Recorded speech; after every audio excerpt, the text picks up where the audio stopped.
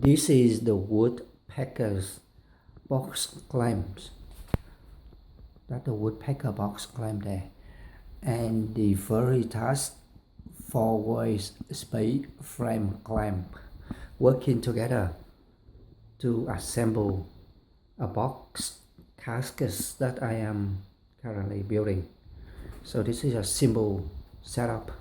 I found it very effective since the box is fairly small, and I'm using this sort of simple joy. I don't actually know what sort of joist this one is. I forgot to look it up. I overcut this, and so I put some paper on the end there to shim it. Yeah, so I think I can guarantee the squareness of this frame.